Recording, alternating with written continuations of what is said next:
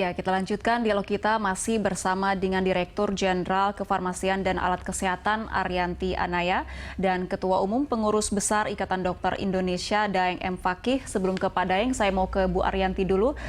Bu Arianti, ini apa imbauan yang bisa disampaikan kepada masyarakat agar tidak membeli vaksin di jalur ilegal?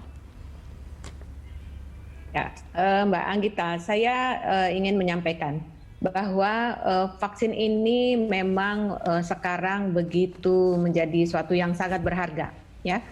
Tetapi vaksin ini adalah suatu komoditi yang menjadi barang yang langka. Ini tidak hanya di Indonesia, tetapi secara global.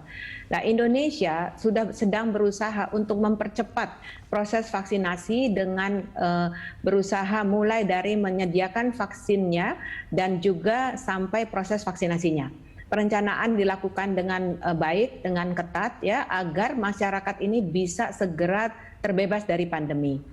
Vaksin yang disediakan oleh pemerintah ini gratis. Oleh karena itu, kami menghimbau kepada masyarakat agar jangan tergiur untuk adanya penawaran vaksin yang berbayar tetapi bisa sesegera mungkin, karena ini tidak mengikuti jalur yang sudah diberikan oleh pemerintah. Pemerintah sudah mengalokasikan sasaran-sasaran sesuai dengan pertimbangan-pertimbangan, ya, awalnya tenaga kesehatan, kemudian pelayanan publik, lansia, kemudian akan menyasar ke masyarakat. Vaksinnya pun sedang disiapkan semuanya, sehingga kami menghimbau untuk masyarakat agar terus mengikuti informasi resmi dari pemerintah, ya, yang sudah merencanakan dengan baik untuk proses vaksinasi ini.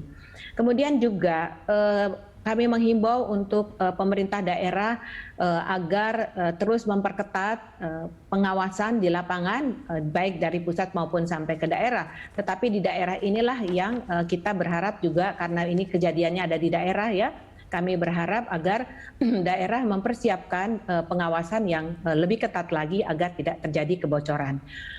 Selanjutnya, tentunya apabila masyarakat mendapatkan hal-hal yang kelihatannya tidak sesuai, ya, yang mencurigakan, maka mohon kiranya bisa melaporkan ke Halo Kemkes di 1500567 sehingga kita bisa melakukan tindak lanjut segera, ya, jangan sampai terlalu banyak masyarakat yang dirugikan oleh oknum yang tidak bertanggung jawab. Iya, masyarakat artinya harus ikut jeli juga ya, Bu, untuk mengawasi peredaran vaksin ini. Sementara itu, apakah ada sanksi yang akan diterapkan bagi masyarakat jika membeli vaksin secara ilegal, Bu? Sebenarnya gini, terkait sanksi tentu nanti ada aturannya sendiri, ya, seperti itu. Tetapi percayalah, kalau masyarakat membeli vaksin tanpa sesuai dengan arahan pemerintah, nanti masyarakat sendiri yang akan rugi karena tidak tercatat.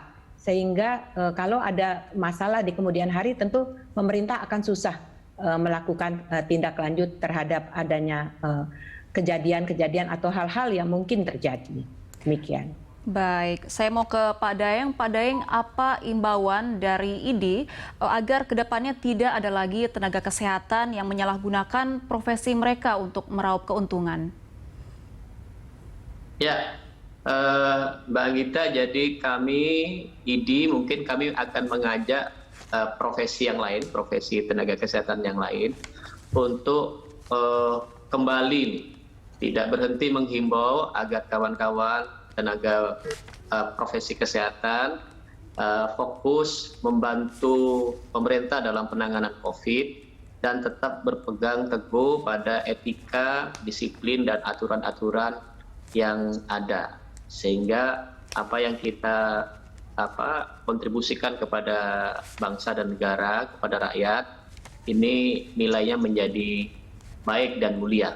Itu yang pertama. Yang kedua, memang tadi kami berharap ada evaluasi untuk lebih menguatkan pengawasan baik distribusi maupun penggunaan di sasaran di masyarakat.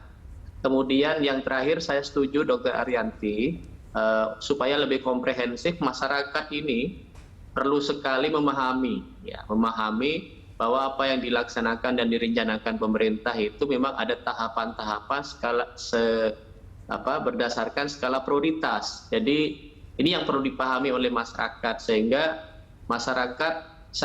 kami mengerti ini masalah vaksin bagi masyarakat ini dibenci sekaligus dirindu nih. Ya, waktu awal-awal vaksin itu kan protes masyarakat luar biasa ya, menanggapi vaksin. Tapi setelah vaksin berjalan baik, itu bejubel yang ingin didahuluin untuk divaksin ya. Tapi masyarakat perlu paham, dan kalau kurang memahami, bertanyalah kepada tenaga kesehatan.